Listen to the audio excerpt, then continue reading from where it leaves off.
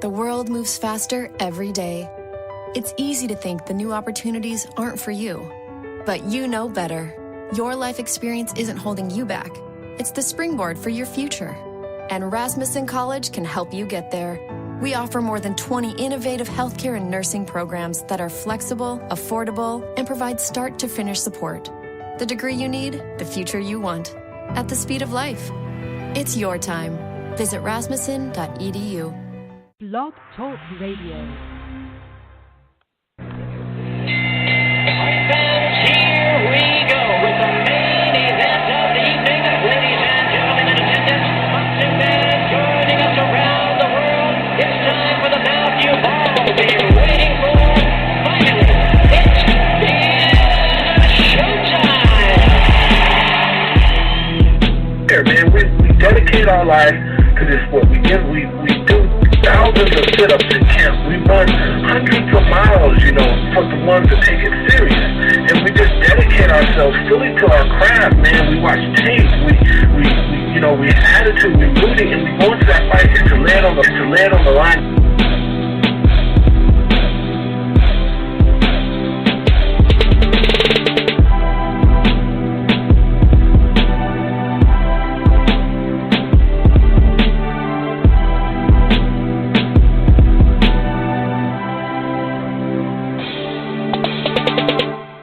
Minnesota Vikings fans, the Purple People Eater podcast returns. I am your host, Chris Carlson. My co-host, Aaron Miller, will be joining us very, very soon. Obviously, it's always fun to talk Vikings football. That's just kind of what we do as, Minnesotans, right? Everybody loves the Vikings, or at least ones that pay attention to the sport of football or sports in general. It's always nice to start a podcast and to do a podcast coming off a big win that we needed, especially a home game, that we haven't dropped many home games. We were, 7-1 last year? To already have 2 losses at the midway point kind of stung. Obviously, the Bills game still kind of stings and ultimately might sting when it comes to playoff seeding. But anyway, we are back. The Purple People Eater podcast returns, and we got a lot to talk about, a whole lot to talk about. The show will start with recaps from that Detroit Lions game, several things to get to when it comes to that topical-wise that I'll go over in just a moment. After we kind of sift through all this stuff that we have, whether it's talking about the defense or the offense or just a variety of stuff, we will kind of, just like we talked about last week,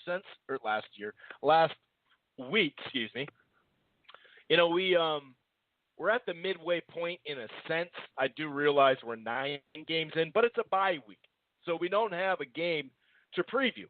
So instead of previewing a game, we're going to take a kind of a nutshell look at the midway point, kind of a season in review. Not the full season in review. That'll be much, much later, hopefully in February, right? I say hopefully just because I'm not gonna jinx us. But anyway, and then we're gonna take a look at the NFC North. We're gonna preview the last 7 games on the schedule, kind of give our takes on what lies in front of us, and what lies in front of us before we get into much detail about it. It's all right there for us. It's all right there for us. I mean, sure, out of 7 games, I believe 4 are on the road, if I'm not mistaken. That's not easy, obviously. Road games at Seattle still can be tough at that time. At Chicago's no cakewalk. And, of course, we got the Patriots. Man, our road games, I said this before, but our road games this year, and our schedule in general, it's rough and tumble. But, I mean, a variety of, we've only played, it's crazy. It's November, and it'll be mid-November by the time we play again.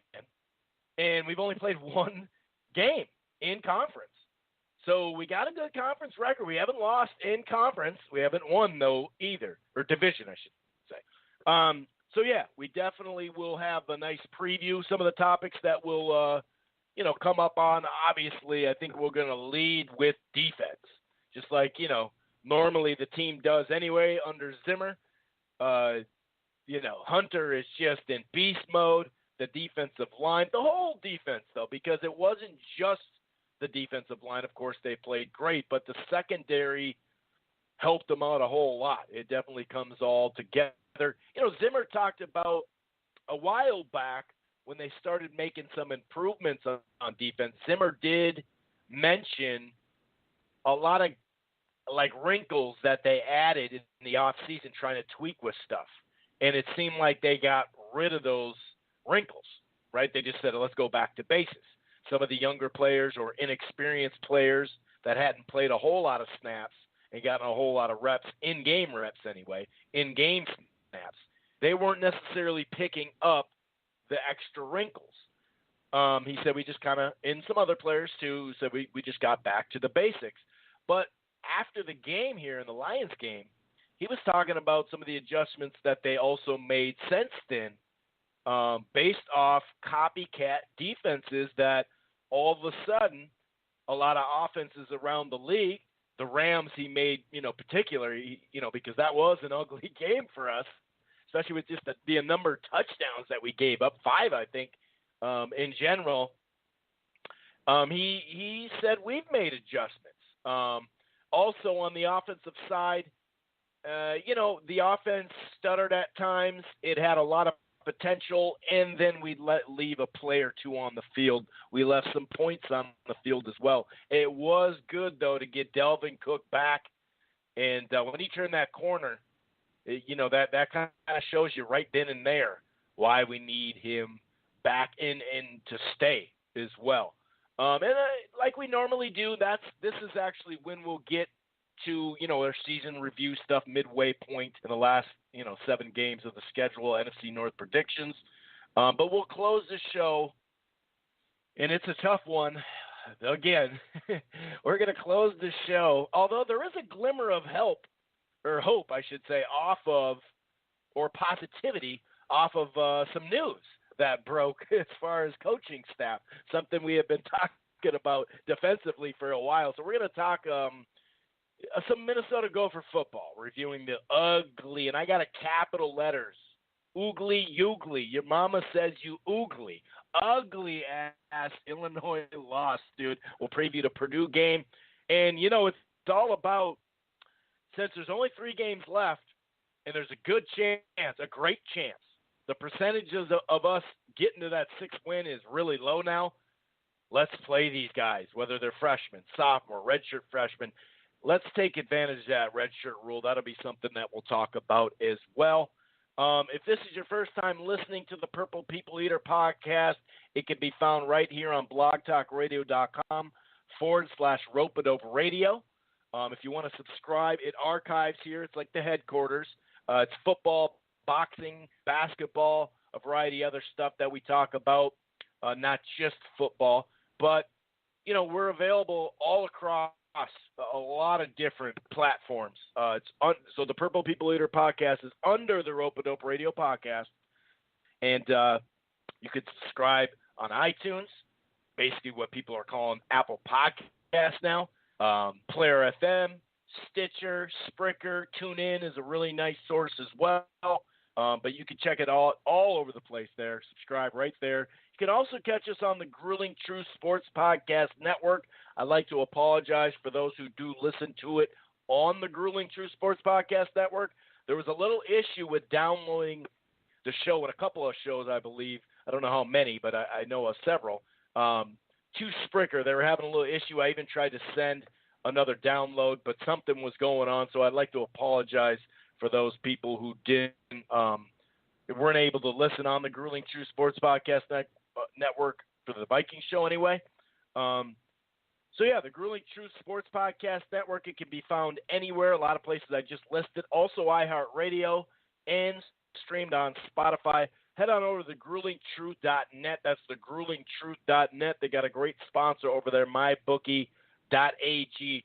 Head on over to thegruelingtruth.net, listen to a podcast, read an article, or, while you're at it, place a bet. It'll send you right to mybookie.ag. I'm going to go ahead and bring in my co-host and just kind of check in and see how he's doing on this lovely late afternoon, basically evening by now in Minnesota. What's going on, Aaron? How you doing, buddy? Hey, Chris. It's great to be back on the Purple People Eaters podcast. Yeah, it's a nice little evening this evening. Fall is in the air. Leaves are turning colors and hitting the ground. So, yeah, we're moving into the cold season here. But other than that, we're doing pretty good. Ready to get talking. So, yeah, pretty good game Sunday. What'd you think about it? Funny that you say that, too. I'll answer your question in a second. But I look at the forecast, and I see like a high of 34, high of 32, high of 28. So, yeah, it is getting into that season. It's 42 and rainy right now. It may have a chance of snow tomorrow, at least sleet too. But, you know, I was happy that we got the victory. No doubt about it. We'll kind of break down the ebbs and flows of the game in just a moment. But I was happy with the game in a lot of ways. Obviously, when you see a defensive performance like that, it's just freaking, like we were saying off air, just ridiculous, just silly. I mean, it was so fun to watch, and it just, you almost, and I say almost, and I put up like a little centimeter with my two fingers saying almost feel bad for their quarterback over there, Stafford. I don't, but I almost do, because we can relate to having a bad offensive line, especially a couple of years ago as well, when Teddy and Sam were just getting devoured.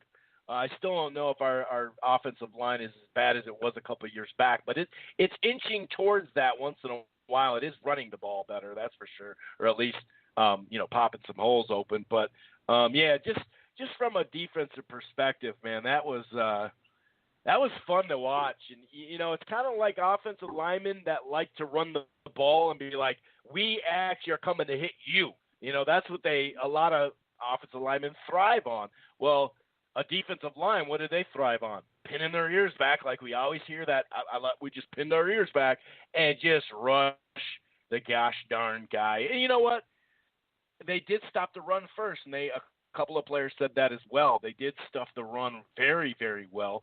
I think they've made some improvements a little bit. Last year we were pretty damn good at it. But years past, the way our style had been, sometimes we would give chunk runs. It's almost like, even though it's a little bit different, but just an example of the Tampa 2, you know, once in a while that would give up a big run because of the responsibilities of certain players, especially that middle linebacker who had to cover up a lot of stuff. You needed a Derek Brooks, Ray Lewis type guy in that Tampa 2 to make it click, and obviously the defensive line too. But overall, man, I was just happy. And as we kind of pushed through this first half, early on, we've heard about Flip and Zimmer saying, hey, we're going to be aggressive on offense. We're going to. That's what we do, and they've, for better or for worse, Aaron, they've done that. They've went for it. This time on a 4th and 3, Chad Beebe Jr. Got in there and got a nice little pickup.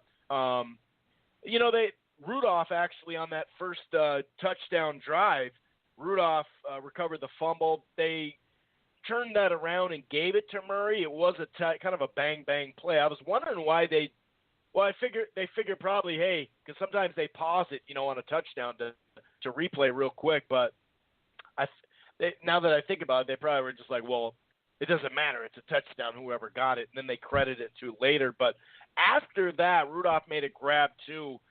And they talked about the 58 straight starts. And I remember years ago when he got that hernia.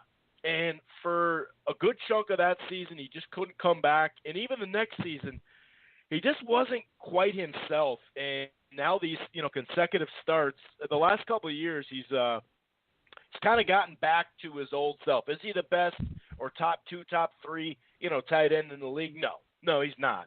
He's come around on defense as well. But, you know, I like what I saw out of that. But just seeing him making these catches, especially with his hands up top, he's really good at that in the red zone as well. Another thing that you could tell right away was, you know, the pressure we got and the sacks we got. You know, a lot of it was just a four-man front coming at you. Now, that has to do with coverage as well. We can't just give all 100% credit. And Zimmer made sure, he even called it 50-50 to make sure that the corners got plenty of credit as well, not just corners but secondary in general. That stood out to me, especially in the first half. And, just seeing Delvin Cook, coming to – I like the way we closed. We got that extra touchdown. We got the ball back, got the field goal. It was 17-6 at half. We held them to 88 yards passing, Stanford, lowest of the season. At that point, we had 100 and some odd, I think it was 106 yards in the first half rushing the ball. And Kerryon Johnson, who had been playing really solid, he actually was averaging 6.6 coming in. He had 8 carries for 17 yards. A lot of the yards that they gained were in garbage time. But seeing Cook turn that corner, Aaron, and they clocked him at 22 miles an hour, which is the fastest clock they've had on somebody. I don't know if it's on that type of run or just in general. He was actually kind of surprised. He mentioned that dude from Kansas City. He's escaping my brain right now, but it was nice to see Cook out there, dude. Go ahead. What were you going to say? That's Kareem Hunt you were thinking of. Yeah, it really was. It was good to see kind of a complete team win. I thought the offense was kind of lacking a little bit in the second half, but they came out and they got the points and the lead that the defense likes to play with. Rudolph, you were talking about him, and I thought, as you were talking, I had the thought that, Rudy's not catching a lot of balls, and it's unfortunate because the last few years it seems like he's had to make up for deficiencies on the offensive line, and he's been in blocking more than getting out. I think that's more of the case there with him. He's making plays, though, and making blocks, which all you can ask for him, but I'm sure he's looking to catch some more balls. Overall, I thought the game was really good. Good to see Chad Beebe. I've been waiting to see when he would come up. Now, the interesting thing about him is that we can't put him back on the practice squad because he'd have to clear waivers, and somebody might pick him up if we put him through waivers this time. So he's up for the rest of the season, I think. I don't know what that means for Brandon Zylstra. He's a pretty good special teams guy. But it's good to see Chad up. The run game, Cook, like you said, it's a great run. He had a few, it was kind of feast or famine with him, a couple 2-yarders, 3-yarders and stuff, and then he just went off to the races. He said that he didn't quite hit his top gear because he was scared he might pop his hamstring again, so he kind of kept it down in 4th gear and tried to get there with that. He came close.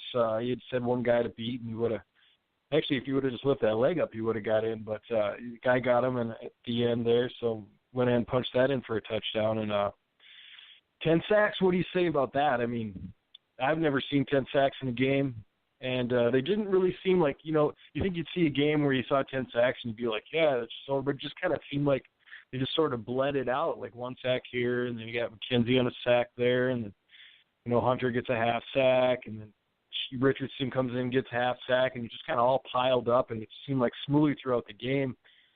I really think that having Ev back was what made the difference there, because you can't block them all, and you got 4 guys that one-on-one are going to beat you.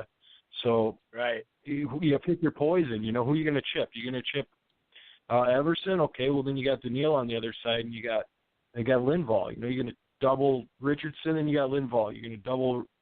You can't really figure out who you're going to double. How are you going to deal with it? You're going to have to bring in a back, fullbacks, tight ends, go 2 tight ends, do something to deal with that. So I really think that was an important part of how that line really made a difference there, as well as the secondary. I thought everybody there played well, and Hill showed up again and played well. So I thought that was the best defensive effort I saw to date this season. Seemed like they really got inside the 20 and were stubborn, didn't give anything up in there except for field goals. So mostly what I picked out of this game to finish off and round off this recap is, I think this team is built for this division. And you're not going to really see this team at its peak until you see it in division games. When you go outside of the division, we have to adjust and do a lot of things, and we've been outside of the division for most of the season. But when you get into playing Detroit, Chicago, and Green Bay, this is what we're built for. This is who we're built for. We're built to win these games, and we can start to really use our strengths because we built them that way against teams in the division. So it'd be nice. We got 2 more division games coming up after the bye. So, yeah, I thought overall pretty good performance. Yeah, and if you look, there was, one, no batted balls. That's a big, plus. You're like, huh, what? Wait a second. I had to kind of, I was paying attention in the game, and I thought, man, we're getting deeper into this game, and there's no batted balls. Like, what's going on? And I agree the sacks, the way you said it was a half a sack there, they split a sack, but it just kept coming and coming and coming. They had 3 before you know it, 4. I think by the end of the third quarter they had 8, and only one of them was a blitz. I think that was Mackenzie Alexander, if I'm correct. Somebody had a blitz there. I remember that one. But, yeah, man, I mean, to get 10 sacks, you know, the franchise record hasn't happened since 1993 against the Bears, who we play in the next game, not next week, sitting at 1-0-1 in the division. And before this game, you know, like I said, we hadn't won or lost the division game. It was kind of crazy thing. And as I kind of mentioned, I believe the Lions offense, most of those yards were definitely, you know, in garbage time. Another thing is special teams, especially the punt team. You know, Sherrill's had a nice kickoff or punt return, but we trapped them time and time again. And that's key too, and that's kind of how we're built. As far as just kind of cleaning up the rest of it for me, as far as the actual game recap, we'll dig into it a little bit more with topics and whatnot that we led with at the beginning of the show. Couple of things. Cousins, you know, that's probably two.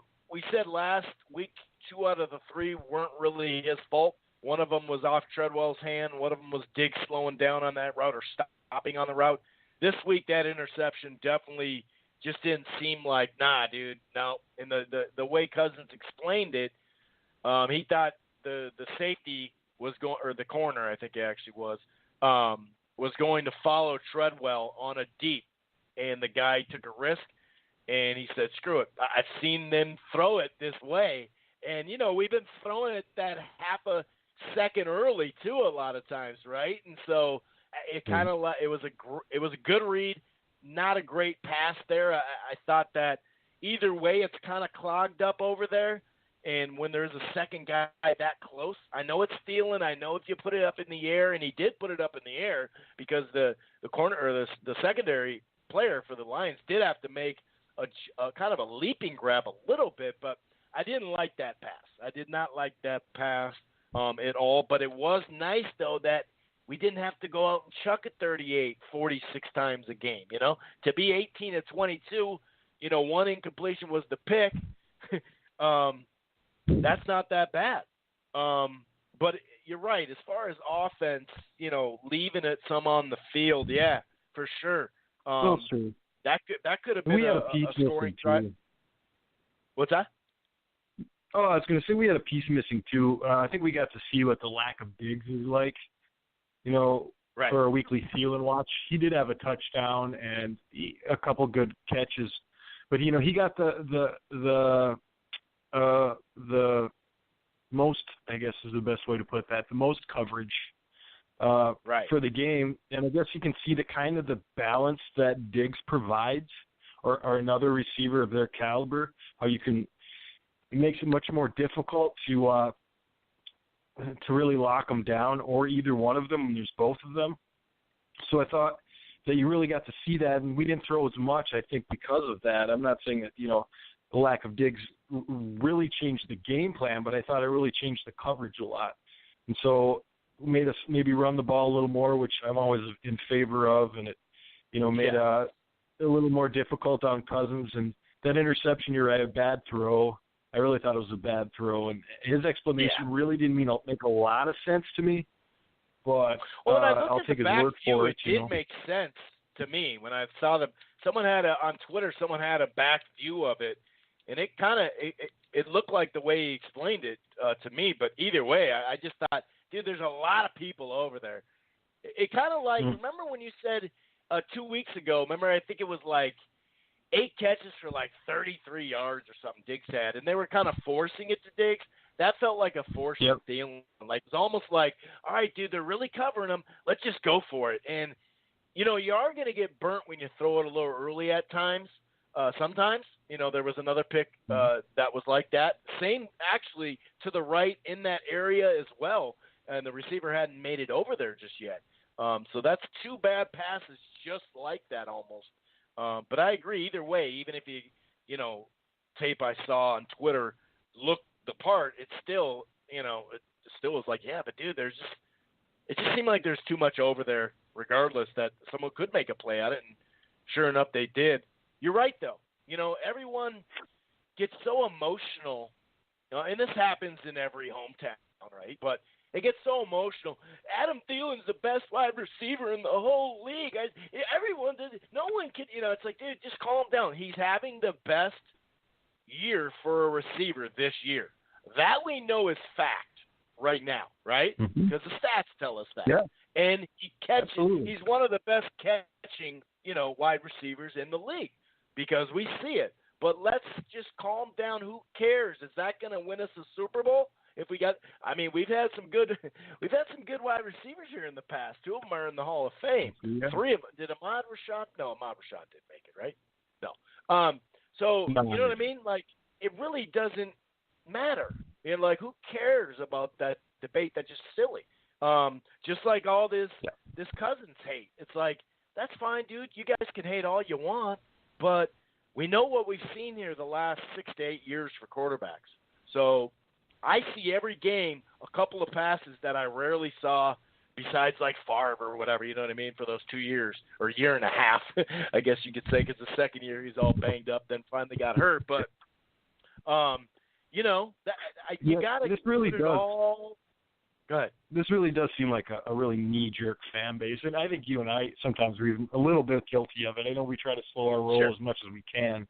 But, yeah, you're right. It's, Thielen's great, and just enjoy it.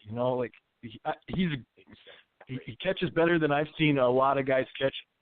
Chris Carter maybe caught balls as well as him, and his route running's impeccable, and the story's wonderful, and all that's great. But he's a receiver, and let him do what he does. He's going to have a great season, barring injuries. He's going to have a great career. So just enjoy it. Stop freaking out. Diggs is the same way, injury-free. He's going to have a great career, and we're going to get to watch it. And, just really nothing to freak out about. And the Cousins stuff, look, man, like I said last week, show me something better that we've had here. If you can show me something better, I'll complain about Cousins, And that was available, where is it at? How many of these guys hit the free agent? I'll tell you, none, basically. None. Not a lot of guys with these numbers hit the free agency. Like, why would you let that happen? Why would you allow it? We're not letting Hunter hit the free agent market. We're not letting a lot of these guys hit and they're not even quarterbacks, So, yeah, you're right. We do from time to time have to, tame ourselves a little bit. But at least we get the knee jerk, and then we go, okay, hold on. Let me think that. Let me pull that back a little bit. Yeah, and we're just in the middle of the season, man.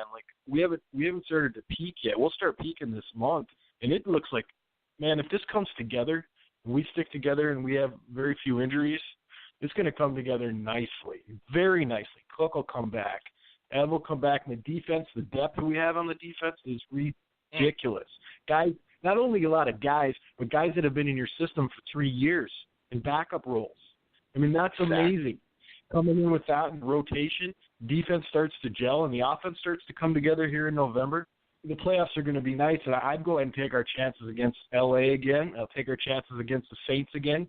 If we can stay healthy and just continue to improve, it looks really, really good for the future here. Yeah, and we're going to talk a little bit about the future as well, the near future, because how many times have we been the team that beat you in the regular season, and then in the playoffs they come back and beat us? You know what I mean? I kind of like being in this little position, actually. I mean, I don't love it. I'd rather, be 14-2 and have home field the whole way through, but it is what it is. It is what it is. A couple other things just on offense.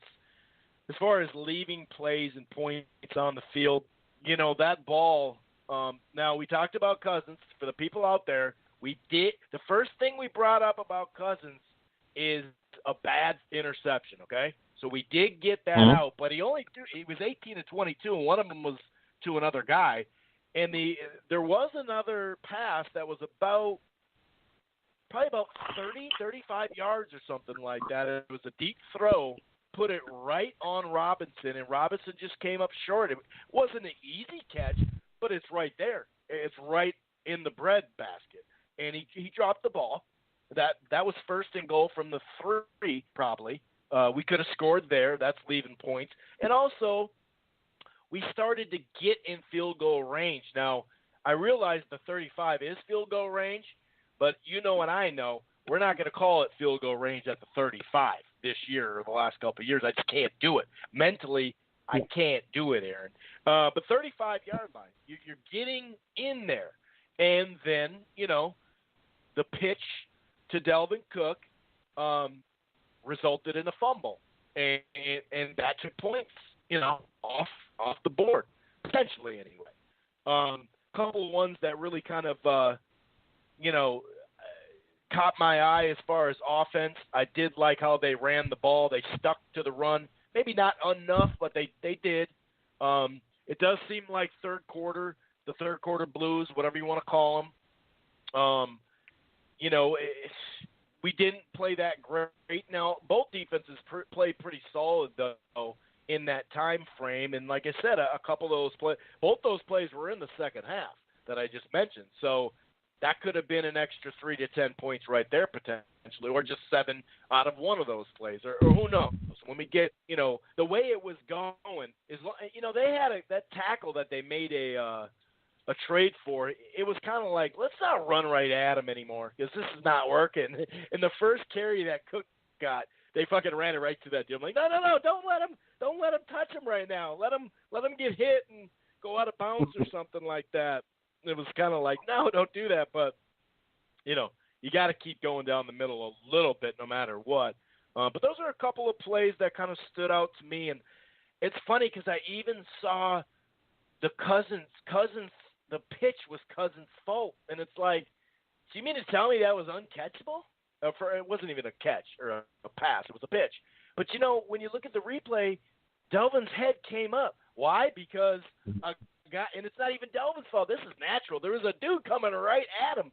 Actually, dude, if they just wouldn't have even, he would, I don't know what would have happened on that play if he did get it, because that's what he was worried about. The guy was coming right at him. And also on that interception play, there was a guy coming at him, and he said, this is what he said. I forgot to complete that about Cousins. Right there, a pump fake and go to Treadwell deep would have been the shot. But he also said, I also got a guy right in my face. So what am I going to do? I'm not Michael Vick. You know what I mean? I'm not going to spin out. So yeah, that's a couple of plays where you're just like, you get the running game going. They want to run the game, run the ball more. I do think with Cook coming back, those little 4 or 5 yard pickups, I think will be, like the West Coast version of, a running game. I think that's probably the best we're going to get, the combination of running it more and also just not getting down in games. A lot of that early in the season was that. Now we're playing a lot better defense. We've won 4 of the last 5, and we're not getting down too far in some of these games. I think that was I think that's basically all the points that I wanted to get to. Is there anything else as far as wrapping up this game? We dig through some of these topics. We'll dig through more, and then we'll definitely look forward to the last 7 games of the schedule, kind of preview those, and talk NFC North predictions.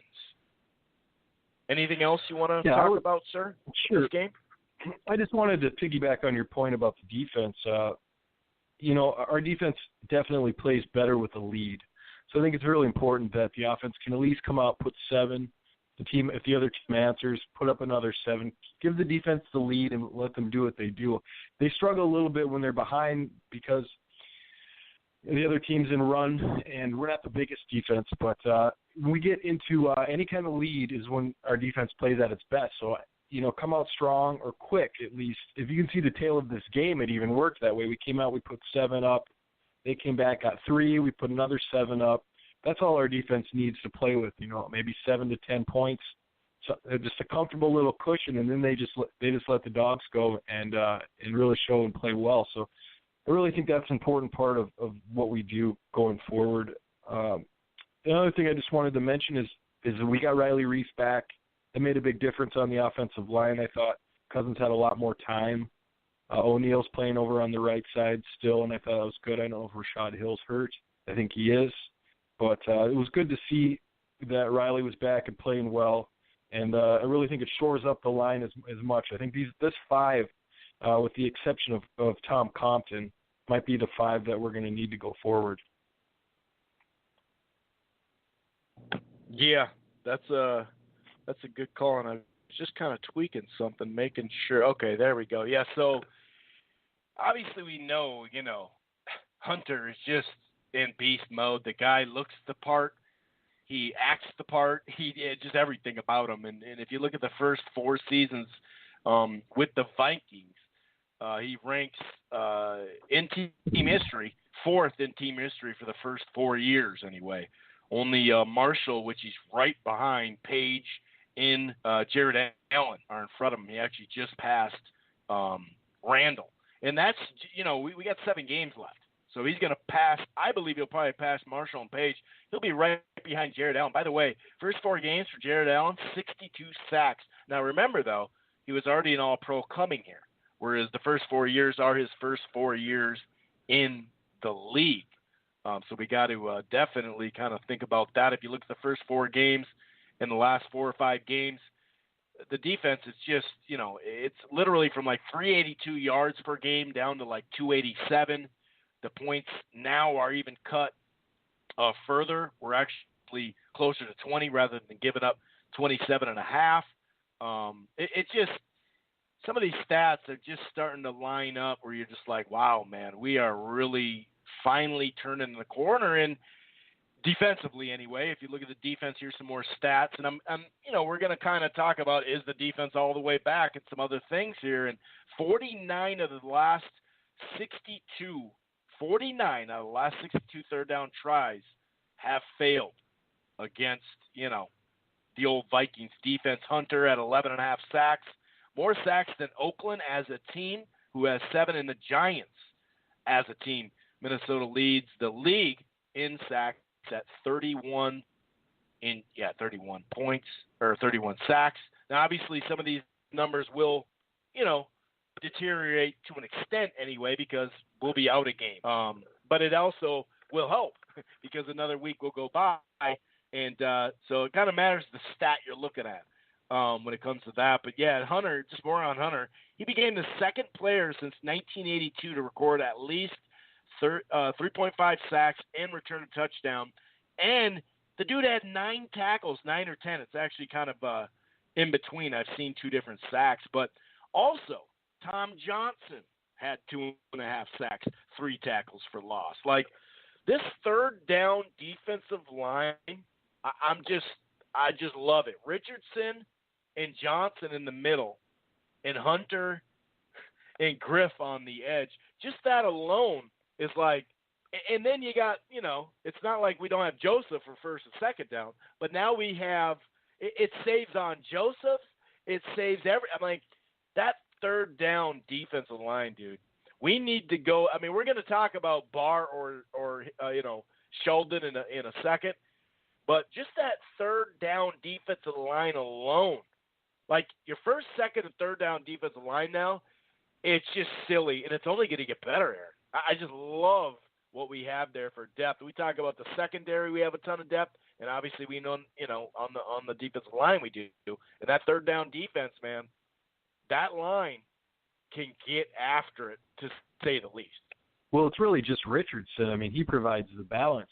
We didn't have him last year. Nothing against Tom Johnson, but, I think Tom Johnson's in a perfect role for him right now as kind of a guy coming off the bench, giving guys a little break on that line.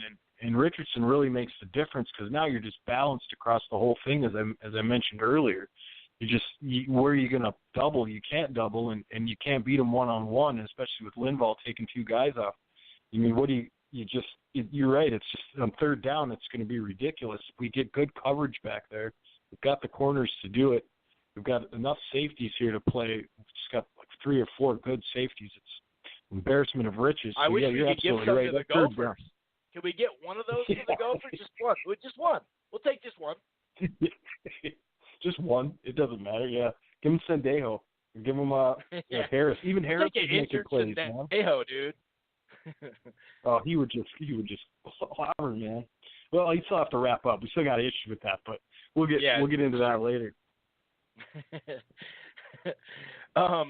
And just digging into this a little bit more, if you look at it, no team, the Vikings here, it's said that we lead the league in sacks. No team has invested in fewer first or second rounders on the D line in the last 10 years.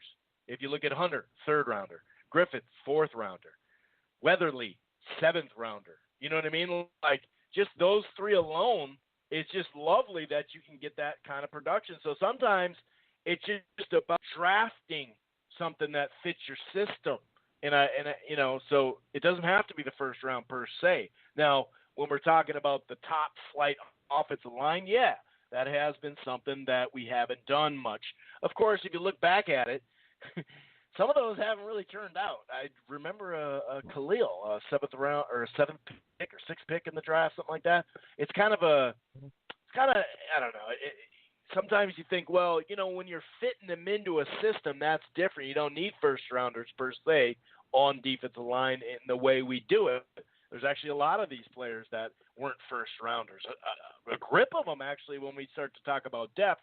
Obviously, depth is a little different because you're not going to have a bunch of first rounders on depth. But, like you said, when we get help. With Hunter, it's just, I don't remember what year he was drafted. 2 or 3 years ago, we picked him up, like you said, in the 3rd round, and we're all like, who? This kid out of LSU with 1 sack, I think he had in his season there, and boy, they really got a good one there, and they do that a lot defensively. I think we have a lot more faith in how they're drafting over here. Now, you're right about the offensive linemen. It seems to be a crapshoot for us, and we can't get that figured out. But we always got the next draft, right? That's right. In the next line of free agency, and we have actually been active in free agency with the offensive line. Yep. It's just been the 2nd and 3rd tier guys. We put out some money for some of these guys, but they haven't been that tippy top shelf guy. And same with the draft. And so that can be an issue. That could catch up. I think honestly and we've said it almost all year. We definitely, because Cousins caught a lot of heat last week. We actually talked about the offensive line, probably one of the most in a show this year, and that is the thing that's going to hold us back. If anything holds us back, it's going to be that. It will be that. Everything else is in place. It really is. I think it's really that, and if we can just sustain what we have now with an offensive line, it's really key to just keep blending and keep getting better. I remember a couple of years ago, I think it was 3 years ago, we didn't have a great line. We couldn't run block. We couldn't pass block that well, but we lost a couple of guys, Sullivan and Loholt, at the beginning of the year. But the 5 starters we had, that's when we were 11-5 and should have went to the 2nd round. We won't get into that. But from a 26-yard field goal or whatever it was. But we won't get it. I'm already into it, aren't I? I'm already talking about it. Anyway, those 5 stayed the whole year, basically. So when you can get 5 and then gel them, we've even seen, Elfline's been freaking huge for us, no doubt about it. But, even Compton potentially coming back, whatever it is, we do need to just – O'Neill's coming along. If we could just stay healthy there, and also health in general. We've had a lot of name dudes with health issues. Obviously one of them mental health with Griff. But a lot of these name guys have been hurt too. It's not like it's just Sendejo in the 2nd and 3rd reserve. We've had some key guys, and when they come back, we go, oh, okay, I can see. And definitely Griff, you can tell the rust was starting to get off this week with Griff. I'm glad that you brought that up. That was a big thing. You could kind of see he had a little bit of that step back. He even says it's a little bit back quicker than he thought, and it takes a lot of pressure off him not having to play as many plays. But we're kind of we've kind of blended into already nice and smoothly. We've already blended into kind of midway season review. A couple other stats that stand out. This is for you, Adam Thielen, guys, that say he's the best ever. But yeah, some people were saying he's the best Vikings receiver ever. And I was like, dog, just calm down. Yeah. Enjoy the season. Like, dude, really? Like, seriously? Really? Did you see Chris Carter? Like, he needs about 10 more years of this to catch up to CC. Let's just calm down. Yeah. But anyway, by the way, he leads the league. 49 of his catches have been for first downs. O'Delly, me and my nephew call him O'Delly. That's when you make a one-hand grab. Odell Beckham, he has 39. Jones, it's the usual suspects here. Jones has 38. Hopkins has 38. Woods, Green, Thomas, Evans, basically everybody there. And when you look at that, man, in the last 5 years, just those names I mentioned, it's like, let's just calm down because those guys are freaking good too, man, and they've been doing it for a tad bit longer. That's not to say we don't love Thielen. He's a hometown kid. Are you kidding me? We love Thielen, dude. But we're just not worried about where he ranks all time. It doesn't matter. Right. So, yeah, there was another point. Yeah, I mean, I love Thielen, too. Is the defense all the way back? Is the defense all the way back?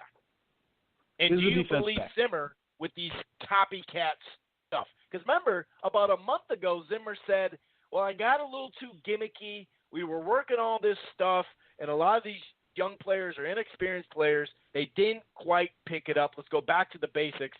But going back to the basics, it sounds like he's tweaked some of we only had like one or two blitzes we probably blitzed more than that, but that found a home. So maybe we blitzed less. Maybe our coverage is a little different. He said he's had to make a tad bit of adjustments off the first 4 weeks because about, I think he said like 8 to 10 or 10 to 12 defenses have started doing our stuff. And, so offenses are actually repping it way more than they did. Is it safe to say, though, that the defense is all the way back considering who we got back?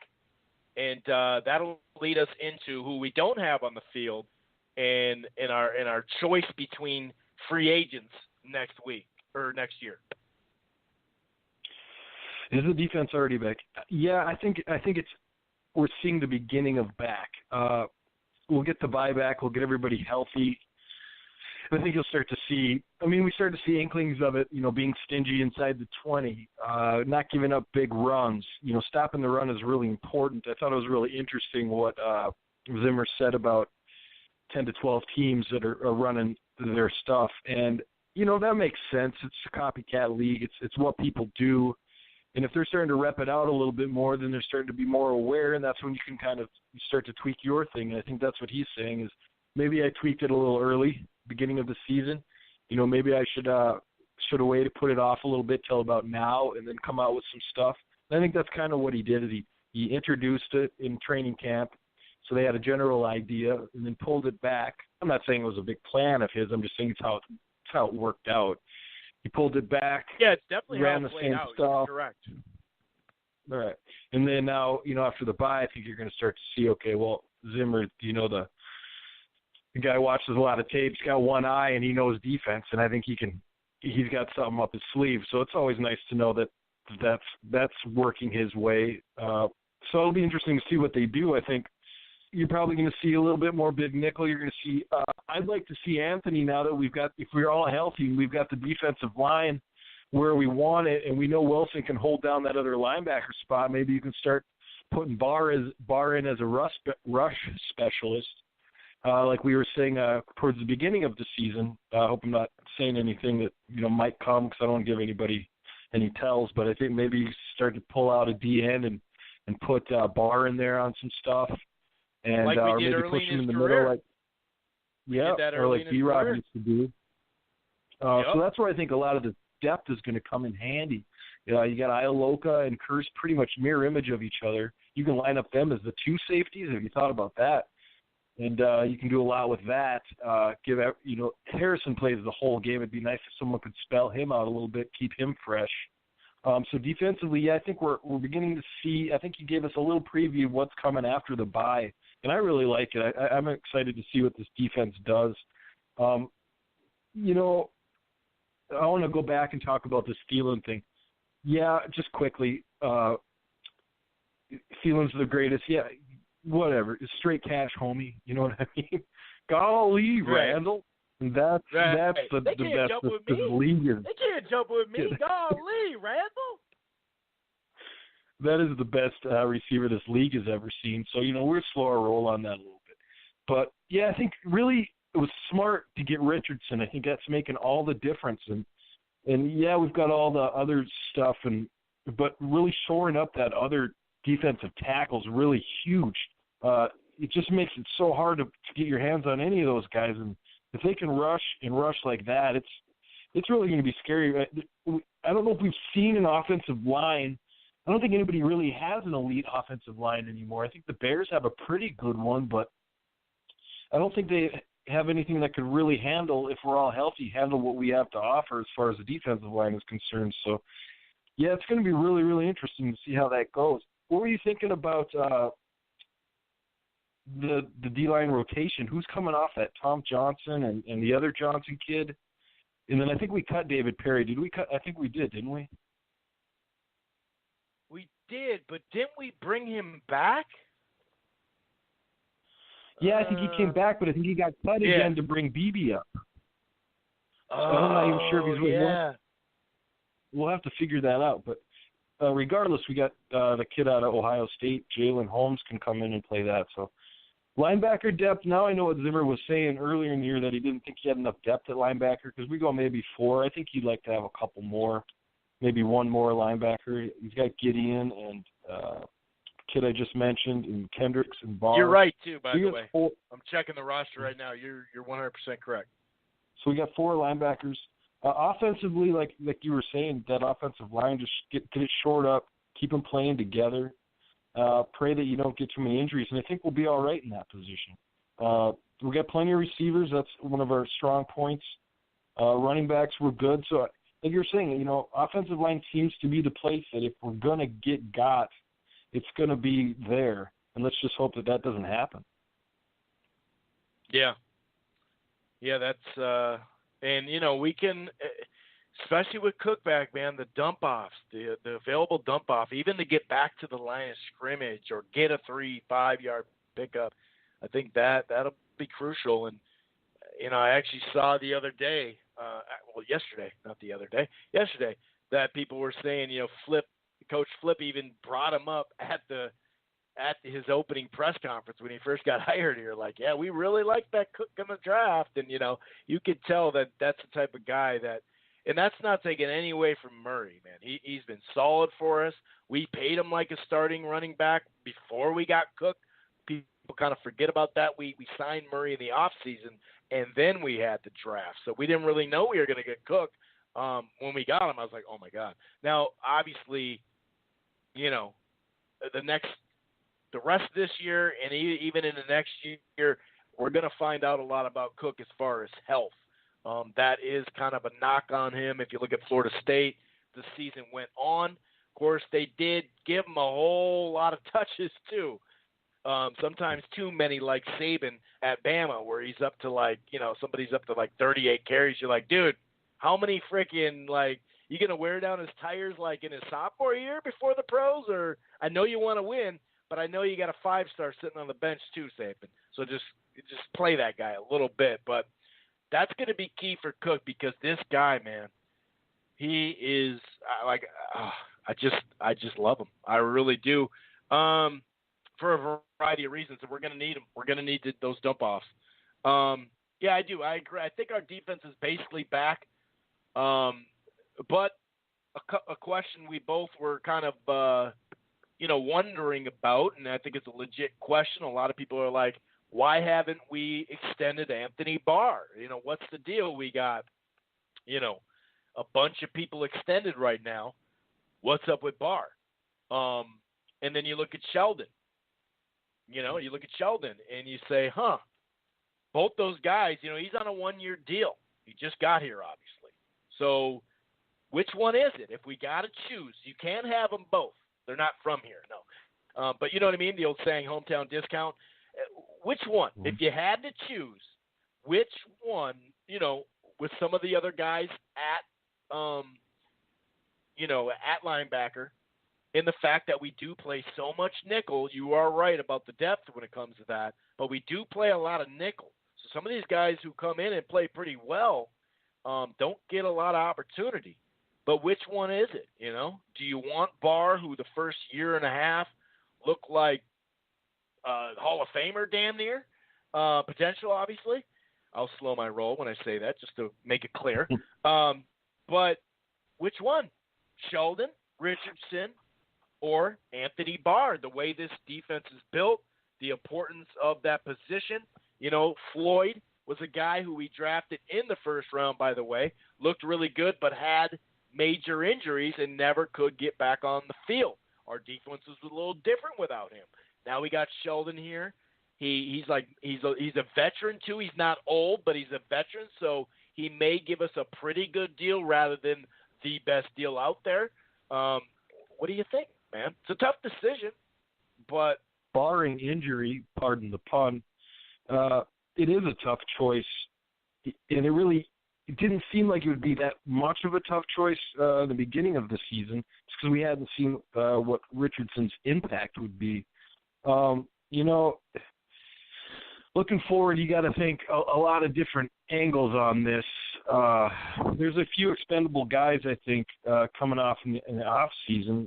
Guys like Sendejo and Waynes, Rhodes, even perhaps, Treadwell, guys that are getting pushed very hard by depth right now. So, and Anthony's one of those guys. And if you look back at the old Cincinnati days with Zimmer, he was always refreshing his linebackers, and he'd always get the new one, and the one that played really well for him would go play somewhere else. And maybe we're starting to see that sort of emerge. I guess that's a long way of saying I think I'd go with Richardson at this point just because of the balance he provides on that offensive line, like you were saying before with Sharif Floyd, who was, the Richardson before there was a Richardson, and how that didn't work out and how he's been trying to fill that spot for so long, and I think he's got that spot filled. And I got to feel like that 3 technique's got to be a little bit more important to this defense than a linebacker. And, I love Anthony Barr. I hope he can stay. And, I guess there's no saying that he wouldn't take a hometown discount, but, chances are he's probably not going to do something like that. I could see him going to the Rams or something like that, playing in L.A. again, or maybe the Raiders and going to Las Vegas or something. But, yeah, I think bottom line on that, I'm going to have to go Richardson on that. And then that opens up the can of worms. Well, what do you do with Barr? What can you get for him? Do you trade him on draft day? What's your choice on that? Well, I believe he's a free agent at the end of the year, so you wouldn't be moving him. You just let him go. Unless you're thinking about trading him mid-season. Or not mid-season, but or wait, did the trade deadline already pass, or was that – God, that's the thing. There was a bunch of trades. In the last little bit, it did pass. That's the thing. This year there was a fair amount of trades that actually will boost, some teams. Some of them it won't matter. Like I guess you could say maybe Detroit, where they got better on defense, but then, they got rid of Gold Tate as well. And by the way, we have 90 seconds left of the live stream. 646-381-4990 is the number to call. That's 646-381-4990. If you want to chime in, that's cool. Some people just like to hang out and listen while they're doing their daily errands or just hanging around. I definitely – I'm not going to sit here and say Barr's garbage or something like that, nothing like that. But Sheldon Richardson is just – they talk about – I'm not a big X's and O's guys, the 3 technique and how – but we all know that position is big in this style of defense for Zimmer. And, the hometown discount for Barr, he'd already be extended if he was going to take a hometown discount. You know what I mean? I think he wants to hit the market and see what's out there. And I do think somebody, maybe he does. Maybe the things we were doing a year 1 or year 2 with him were, we don't do as much now. maybe somebody will and he fits a scheme better, and so he can go there, and it'll make him look like the first couple of years again. And that's not, sometimes it is just scheme. I mean, Sheldon Richardson wasn't a bum, but he got cut. So he came here, and now he's another stud. Tom Johnson, he wasn't a bum. He's a great depth player. And so, at linebacker, what is it, Gideon? Is that how you say his name? Gideon? He made a nice play in the red zone. These guys can be, and we talked about Eric Wilson too, these guys can be just in the right position. And that's all we really need from them sometimes with the talent we have on the defensive line and the talent we have in the secondary. And linebackers in this system, they can run free a lot of the time. And Kendrick's already signed. He's 26 years old. I would definitely, I kind of think you're going to get like maybe less money per year on that position compared to linebacker and interior defensive line as well. I think that now it doesn't look like that right now, but it's just because Barr's still on his rookie contract. I don't agree though with what you're saying about Rhodes being pushed, or maybe he'd be on the outs.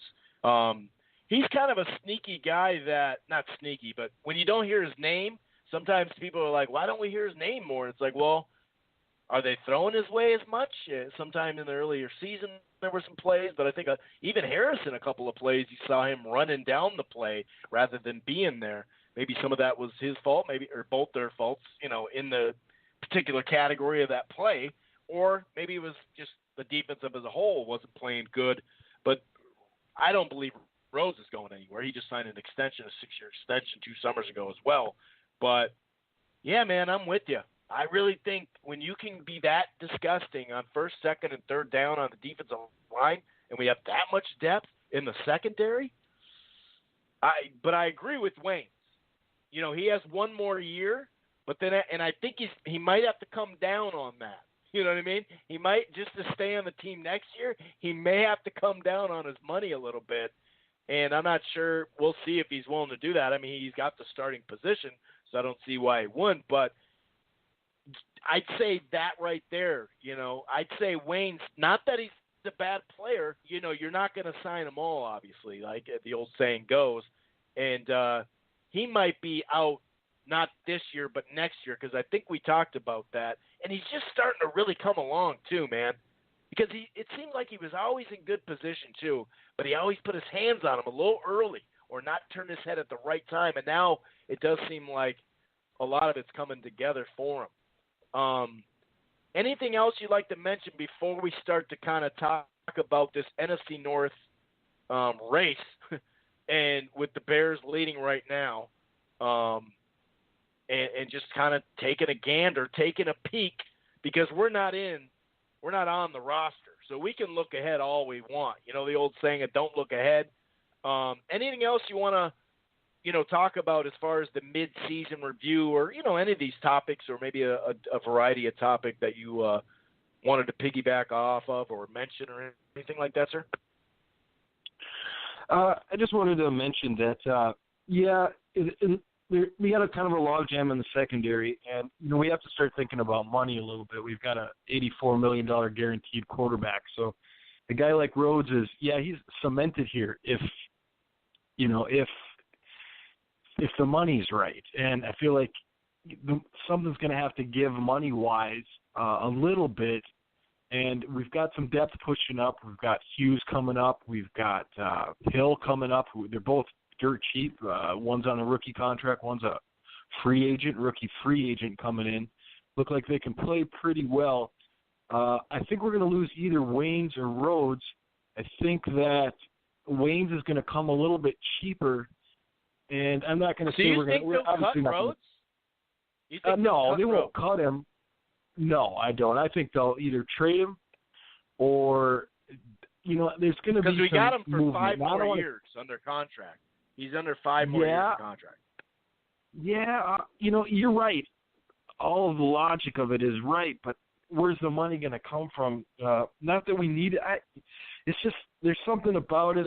He's hurt a lot, but for 5 more years, you're right. He's kind of cemented in here. So just do you take especially Waynes when or we Rhodes? can get rid of Wayne. Wayne we can get rid of, and that's first-round money. Remember, he was making first-round money. He's a top 10 pick. Yeah, what was Rhodes, 21st pick or something like that in the draft? So he came that year with the 3. But he's not on that contract anymore, Yeah, I mean, you definitely make a really good point there. I just feel like, a lot of things can happen. We'll see. I guess we'll just have to see what happens going forward. Barr or Richardson, I think they'll sign Richardson, and then you've got to deal with some other guys. So, it's definitely a less chance that they'll get rid of Rhodes than they'll get rid of Waynes. But I don't think it's outlandish to say that maybe they get rid of them both. And I think that's unlikely, but I don't think it's impossible. It's hard to say that anything's impossible this day and age. I'd say in the next 2 to 3 years, I'd be pretty much shocked if they got rid of Rhodes. Not Waynes, though. Not Waynes. Because you're right. Money comes up. Some of these extensions, though, are partly really good for the player, but partly really good for us, the way we set them up. I think we've had a long, nice run of having enough cap room to where we don't, overpay someone just drastically. And even with this Cousins deal, and someone made a point to me the other day, maybe I saw it on sports Twitter, Vikings Twitter, the way it's loaded up. If you look at these, if we had given Cousins, one of these 5 or 6 year deals or whatever, most of them are loaded in the first 3 years. So a lot of times, whether it's on the cap or a roster bonus, a lot of times, like a good 50 to 60, sometimes 70% of their money are in the first 3 years. So when you add it up like that, you go, well, these first 3 years would kind of be that way anyway. And you'd hope that since we showed him that money, we talked about hometown, discounts or tweaks, I guess you could say, like roster bonuses for me is big for me. And some of that is, in this deal too. We could get underneath some of this or out underneath some of this deal just with that, as far as a roster bonus. Let's say in 2 years, if he had just a horrible end of this year and then just was horrendous next year, we actually, some of that money would count on him being in the third year on our roster at a certain date. So technically, I guess it's not as bad as it sounds. Plus, Bradford was making $20 a year, so we had money. It was sitting right there for a quarterback because we had planned Teddy originally some money, and then also Bradford when it looked like Teddy was going to be done and not play again. So that's the part. They scheduled this money.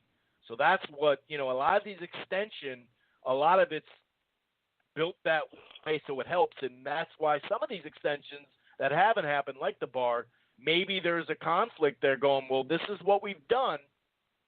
Sure, in 3 years, this deal's not going to seem that big, but you could say that with a lot of these deals.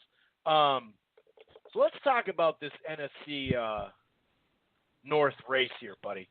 Let's talk about it, okay? And also, right. When you look at this schedule, we are flexed. Our next game, not our last game. Our next game was scheduled a noon game.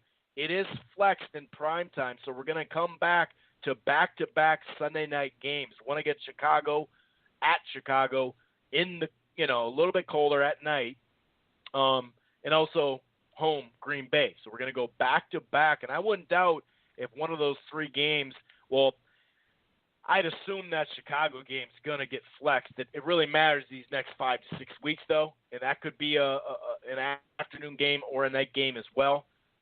How do you we were talking about it off air, kind of texting back and forth about how this puppy's going to close down. How's this race going to turn out, buddy? And what is your prediction, not just in the conference, but the Vikings record too, when all the dust clears and settles? Well, going forward, you look at we've got the Bears now. This coming game, you're right, did get flexed to Sunday night. So it's 2 Sunday nights, and it'll probably be pretty cold in Chicago 2 weeks from now. So I can kind of change the outcome of the game there. But after that, you got the Packers at home. It's a game I think we can win that. Go on the road to the Patriots and the Seahawks after that. I'm not loving our chances down there in Foxborough. It's another outside game. But I think, we'll at least hold our own down there. And I think we can beat the Seahawks, but I got that like 50-50 to win or lose that game. Then we go Dolphins come here. And then the Lions, we go there. And the Bears, we finish off with the Bears here. I feel like it's a pretty good 5-2 there. I don't want to exactly pigeonhole the losses. I feel like it'll probably be something like one of the division games and the Patriots. If not that, maybe we lose to Seattle at their place. All the other teams in the division are looking – the Bears got a really nice schedule coming up. It's really tough. They're right now leading the NFC North right at the moment at 5-3. And they're going Lions, Vikings, the Lions again, the Giants, the Rams, a tough one for them, the Packers, the Niners, and then the Vikings again. So not a lot. They kind of went through the tough part of their fourth-place schedule. So it's looking, if they can really keep up what they're doing now and play well, I think, they could be a big competition for us in the North. The Packers, they're at 3-4 at the moment, 3-4-1. So, it's hard to tell how they're going to play. They're going through a lot of changes right now, and it just doesn't seem like they have the receivers and the offense that they're going to need to help Rodgers now. I'm never going to count Aaron Rodgers out. He can do miracles, so but he's going to have to get anywhere in this division going forward. Their schedule is looking pretty good. They got some tough ones, but they're playing a lot of, they got us, they got the Falcons coming up, they got the rest of it's, the Jets, the Cards, the Dolphins. So they got a pretty nice schedule, too, coming up. The Lions are the Lions. They're enigmatic. They could finish out the year and not lose again, or they could, be the Lions and lose them all. But they got some tough ones. They got the Panthers, us, the Bears, but they got some light ones, too. They got the Bills and the Cards, I think. No, not the Cards. They got the Bears. And, the Cards, I'm sorry about that. They do. So it seems like we have a tough first schedule. It's not great, but we're packed in the division. I think most of these division teams are kind of loaded in the division, ours being the most of that. So it looks kind of good for us. I got the Vikings going 10-5 on the season, 10-5-1. And I think that's pretty fair. There's a chance they could really go 12-3. Excuse me, hold on a second. I had to cough there. I'm right. Yeah, go ahead. That was quick. That was nice. Bears, I got the Bears going. I feel like they're going to come back to be the Bears again. Now, they've been playing well. Trubisky's playing well. They've got Mack. He'll be coming back, and the defense is pretty good. And they've been playing well. They haven't really played anybody, and they won't have to play anybody. But I feel like they're going to come back to the pack a little bit. They kind of have to, whether it's injuries or just being the Bears. So, I got them at about 8-8, and I know that's under what a lot of people think. A lot of people think they could win 12 games, and they could, but I don't see that. Not with us coming up twice and the Packers again and the Lions. They're going to split with the Lions, and they always do, and we always do. So, got the Bears at 8-8. I've got the Packers finishing 8-7, which is a bad year for them, but I think they're in the transition of coaching. They might get a new coach, and they're really freaking out over there. They've got, they lose a few games and they can't handle it. But like I said, Rodgers, you can't count them out. One thing and they'll go off and run. And so at this point, I've got them at 8-7-1, and the Lions I got at 6-10 because they're the Lions, and they're not going to be terrible forever. I like this Patricia. I like what he's doing. I just don't think that they've got it this year, especially with the performance they just showed in the division on Sunday. So I'm looking at that's a 2-game overall game advantage for us at the end of the season. Us winning 10 games, the closest team to that, or 2 teams winning 8 games. I didn't count in the divisional wins and losses and tiebreakers. I figured overall record here should be enough. This is obviously just, spitballing here, but a lot of people are like, well, it's going to be a tough division, but I think we're going to come out at the end. Like I said, we're peaking at the right time. We're starting to come on now here in November. If we play well through November and December, I don't think 11 wins, maybe even 12 possible, conservatively say 10. And I think that's going to be good enough to win the North. I don't know where that's going to lead you as far as the playoffs go with teams like the Rams who might win 12 or 13 games, and the Saints who might win as many as games too. It's very close to home field. So, yeah, those do we fall? are probably what the top 2 seeds, I'd say, right? And then you got Carolina. Yeah, that's another one too. So, they're 6-2. What do you think? Do you think we can get to the bowl on a wild card if things go right? That's you probably play a wild card game at home and then you go on the road for 2. I think that's pretty tough, but we might be built to do something like that. I mean, if you got to earn it, you got to earn it, right? And for a while there was a string of almost every other year where a wild card would win the Super Bowl. The Giants did it twice against the Patriots, the Packers, 2000, 10, something like that. That happened. There was a string of that. Sometimes that comes down to injuries in the middle of the season or whenever, and you don't play your best, and then you heat up just in time. I remember they had to win the Packers I'm speaking of. I don't like to speak of them, but I am speaking of them. So the last 3 games they had to win just to get into the freaking playoffs, and they go ahead and win the whole thing. So if there's ever a way for the Vikes to win a Super Bowl, knock on wood, if there's ever a way, I guess that would be the way. I really do. I kind of feel like the last maybe 5 years I've felt that. Now, I felt pretty good last year on our chances of it, no doubt about it, obviously, if you look at how it was set up. But, yeah, I really do. I agree with you. I think it will be at, New England. That's okay to cross that one off and say that's an L, no big deal. And I think it'll come in a division game. I think I'm right on there with you. I don't see us losing at home anymore this year, and that includes the playoffs. I think we'll be the 4th. I think we'll finish the 4th best team, which does give us, like you mentioned, home field there, and then it's off to the Saints or the Rams, that will probably have that bye. And I mentioned this earlier. We can be that squad that this year that lost to these teams, but then we also know there's certain, like that Saints game especially. Now people are like, well, after, last night's game, Saints are the best team in football, right? That's what people say. Well, if that's the best team in football, okay, I'm fine with that. That's fine. They're going to play indoor anyway, right? You're going to play indoors. Is it going to be that cold in L.A.? I don't think so. I don't think it'll be that cold. If it's windy and rainy, it's going to affect them just as much as – well, I shouldn't say that because they have Gurley, and they do have a little bit better of a running game. I'll say that. Just attempts even. And that's the thing, the attempts with us. But, yeah, I look at the 4th spot, the 10-5-1 I think is doable. I'm right there with you as far as it probably will be a conference loss. Could be the next one. It'd be nice to jump on them, Chicago, in this next one. But we also do have that Chicago game just sitting right at home to close it. It kind of reminds me of 11-5 a couple years back, having to beat Green Bay, except in Green Bay, with what I deem as a worse offensive line then. Those 2 years in a row. The next year, remember, we went through 6 different tackles. I'd never seen anybody get hit like that between Sam and Teddy. You know what I mean? It's just like, oh, my God. I mean, it felt like, well, I wouldn't even say that. But, yeah, I'm right there with you, man. And this isn't just home cooking. Maybe there's a little home cooking, but I think it's realistic. I think you're right. We're peaking at the right time. We're going to get guys back. We could sit here and say we don't want Barr on the team next year over Sheldon, but we want Barr on the team right now.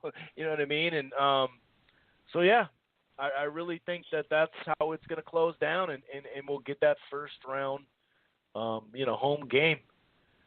So, what scares me the most here? What scares me the most is going. If you're talking about a playoff road, would be the Saints at their place. That's a tough one. I really think that's even worse than going down to L.A. and playing the Rams. I thought we played them pretty well down there with a few mistakes. We could have won that game. In fact, we finished it. We were all pretty satisfied with how we ended up playing them. Yeah. And I think we were the same way with the Saints, take away a few mistakes, and we would have been closer on that one. It's just going down to their place in the Hornets nest, If you look at it, sure. We would have had a nice little lead at half too. So keep going though. Yeah. Well, just that's a tough one. I think that's kind of going to be the bitch of the bunch if you're looking forward to that. Now, that doesn't mean we can't come up and they can come down and we can end up having to buy ourselves. But that's at this point in time, it doesn't look that way. It looks like they're playing pretty darn good. So. Going down and beating the Saints in their place is a tough order. I think we can do it. I think I was going to say, like you were saying, that's the way to win a Super Bowl.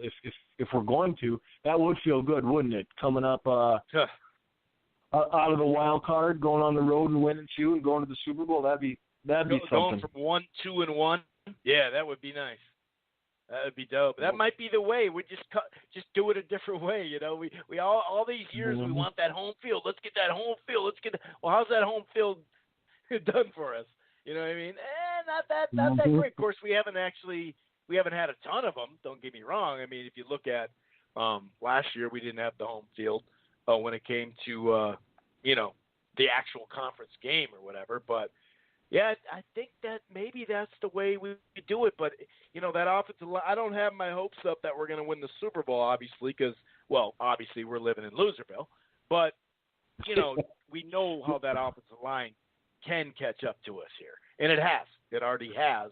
And how sustainable is this? Well, the fact that we only threw the ball 22 times, that helps a lot.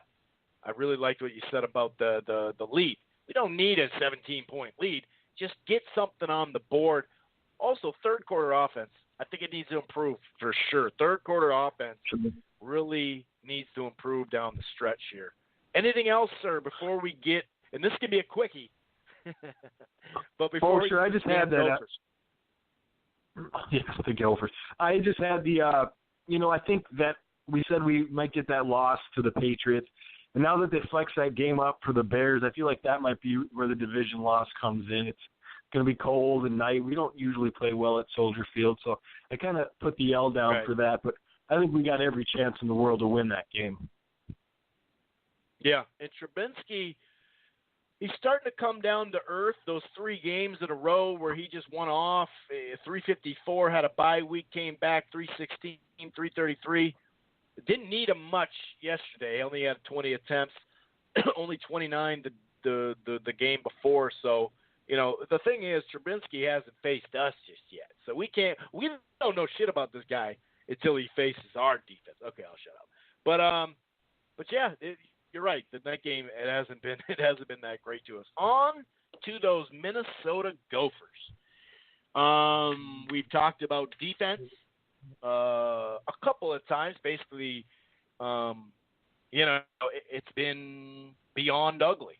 If you look at some of these stats in the Big Ten, oh my, it's really bad. I understand you're not going to have this, we went through it last week or the week before. I think it was last week. We went through the depth that they had when they took over, and it was ugly, whether it's the secondary and some other players on defense getting expelled or leaving because it was on some bullshit, or it just the deep. If you look at what we had one for the next year, his second year. Well, I guess it would be his first year. No, it's the second year. We had one scholarship dude on the defensive line, and we talked about how the JUCOs are coming in as well. I think that'll help. Another thing, just with this defense in general, like you have, 2 plays 62 yards, 2 plays 64 yards. You're talking about 7 plays, 21 points, and it's like, guys, can we make them dump it off, or whether it's a missed tackle, whether it's a scheme, whatever the hell it is, it's just god awful. And why haven't we gone to the 3-4? Because we had all this depth at linebacker and guys that are undersized defensive end. And I agree with you on the surface. That sounds exactly right. However, you got to have a big daddy in the middle if you're going to play 3-4. You can't go play 3-4 without a big old stanky mother effer down low. Am I right? You got to have something in the middle if you're going to play a 3-4. You got to have something in the middle regardless, but especially if you're going to be a 3-4. So although I see where people are going with that, because, yeah, that is some depth, linebacker, no doubt. We have a bunch of players that played well in the former system, especially at that position. But finally, the defensive coordinator is out. Not to say we should have fired him a couple weeks ago, because where's that actually get you? I don't know, but it had to happen. You just can't give up that many freaking plays. And if you stretch it out even more, it's 12 plays, 28 points. Just ugly. Now Bateman, had another big game, beat Ron Johnson for the freshman record, which I guess doesn't mean a whole lot, a freshman record receiving. Any receiving record let's be honest, I love me some Ron Johnson and Tutu Atwell, but let's be honest, a receiving record doesn't mean a whole lot at Minnesota, but hey, it's a step in the right direction. It was just ugly. Just freaking ugly, and I'm just going to nutshell it because we don't have a ton of time. I'm going to let you take over for the rest of the time. We got like 5-6 minutes. In the last 3 games, starting with Purdue, play the youngsters, not just freshmen, not just redshirt freshmen, sophomores, underclassmen. Play them. Take advantage of this 4-game, redshirt rule. There's only 3 games left. Take advantage of it. How worse can it get? And that's all. I'm not going to really preview the Purdue game, although I do think we'll play a little bit better than we have defensively the last couple of games. I don't even know why I'm saying that, but you tend to see when there's a firing, it sparks up a side of the ball or a team. They're not going to come out and be gangbusters, but I don't see them giving up 21 points on 7 plays next week. But, yeah, play the youngsters. Yeah, I certainly hope they play better. And, you're kind of caught in that middle ground. Do you play the youngsters and when we get the season done, which I think everybody's kind of in that mode of just, let's go on to next year, this year, play the youngsters. Or do you try to get that bowl game? It's still not out of our reach. We get win 2 now. It's a tall thing to ask, and, it's probably not going to happen, but, do you play for the bowl game or do you play for next year? I think I would probably try to shoot for the bowl. Now, it doesn't mean you can't use the youngsters to get there, but you're right, we got the firing, which had to happen. I mean, you can't, like you were saying, you can't give up that kind of yardage, those kind of points to an Illinois team that is used to people doing that to them. So I don't care if it's road, I don't care where it is. So I think, PJ had to make a tough call as far as, his relationship with Rob Smith, but it wasn't a tough call as far as football is concerned. So they bring in Joe Rossi, who's a defensive line coach on their squad. He was the defensive coordinator at Maine from 2009 to 2011. Don't know a lot about Maine football. Then he moved on to Rutgers, where he was the defensive coordinator from 2012 to 2015. That was some Big Ten stuff, but Rutgers obviously isn't the shining pearl of the Big Ten either, so it's got a little experience, so that's good to know. I don't know a heck of a lot about Joe Rossi, except for that he's not Rob Smith. And I think the players probably do. And you're right, they probably do get some kind of boost from that. I don't know if it's a boost enough to beat a really good Purdue team that just beat Iowa on the road. So, that's a tough thing to ask, but, maybe you can – you got Purdue coming up, Northwestern, and Wisconsin. Those are 3 pretty solid to middling teams in the Big Ten. You got to win 2 of them to get to the bowl. Yeah, you're right. Yeah, like I said, that's a tough order. So, play the young guys, like you said. I know there's some good ones in there that he's redshirting and keeping. And he's done that, and I think that's good. I think he's got to just kind of sit through the fire, and Gopher fans need to calm down, man. It's not all – what did you expect? Did you expect that this year everything was going to be fantastic? He's told you a million times, and you say you're sick of hearing it, but obviously you're not listening. He's got to build it. He's getting in good players. You said this after Fresno, too. You said this after the Fresno win, too. You said, I really hope that people don't think we've turned the corner. We're not even close. Next year is the kind of corner because we've got a pretty light schedule, and we'll start to have a little bit more depth coming through and a little bit better talent. But, yeah, maybe PJ brought some of this on himself, and I don't know, but I just think this Minnesota fan thing is like, well, what you think that he's going to come in 1 year, basically? Like I'm down with his year 0, year 1 thing, because that's exactly what's happening. Last year he didn't have anything in the cupboard to play a season with, and he got through that. So Purdue coming up, they're a tough team, man. They spread you out, and they make it really hard to know your keys and run your stuff. So, I hope this defensive coordinator can get guys in the right spot, but no, I don't expect them to get 6 games this season. So, yeah, I think you're right. You play for next year, get the young kids in, get them a little experience. It doesn't cost you anything. Hopefully none of them get injured, and we just kind of play out the stretch and get ready for next season. Yeah, and just to follow up on some of these frickin' god-awful numbers, this year you can add it up to last year too. I don't know if people want to do that, but it's just depressing. But the Gophers defense in 6 Big Ten games, 43 points a game. Teams are averaging 35 yards per scoring play. 19 rushing touchdowns or something like that. Big Ten opponents averaging 426 and 34 points just in general. There it is. Just in general, as Rob Smith as a DC. So it had to go. And the thing about Purdue is they can look good, great 1 week, very good the next week, and then kind of lay an egg. And it's kind of been that way. Northwestern is actually leading, their side of the division. But the first 4 weeks of the season, you thought, it's not the same Northwestern team. They're not as solid as they've been.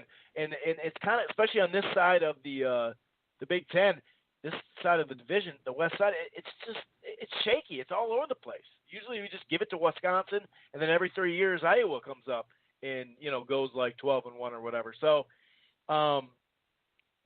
it's not that they can't play with Purdue or beat some of these teams. It's just if you were going to get the 6, you needed to get the last game, especially coming off a win. You just needed to get it, and that was disappointing. It's the first time I've been really just like, really, dude?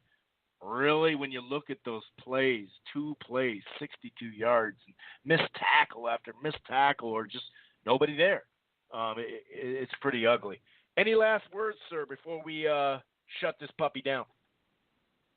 No, it just really makes you wonder how we held our own at Ohio State like that. And you're right. I sat down ready for that game thinking we had a chance to do something, and just second play, fourth play, I felt like there should have been a gong, and just every time there's gong. Seriously. I mean, it was ridiculous. But hopefully we've put an end to that chapter, and maybe we start building a new one. Yeah, it felt like the Nebraska Cornhuskers with Rozier coming in here in 1983, put up 70-odd points on us. It was just ugly. Anyway, enjoy the bye week. Mentally prepare yourself for the rest of the season. We'll be back next week just to kind of preview stuff, talk a little bit more Gophers. I'm sure it'll be a little bit shorter of a show, but we'll definitely be back next week. Thanks for joining us. Peace. Enjoy your life, not necessarily the games. Peace. Once you become the world champion, I believe that you feel you. Introducing the amazing iPhone XS you'll love on T-Mobile, the most loved in wireless. It's the perfect way to stay connected to those you heart most. Fall in love with iPhone XS on T-Mobile. And right now, trade in an eligible iPhone and you'll save $300. Visit a store or call 1-800-T-Mobile. If you cancel service, remaining balance is due. Qualifying service and finance agreements required. $279.99 down plus $30 per month times 24. Full price $999.99. 0% APR for well-qualified buyers plus tax on full price. Allow 8 weeks for rebate.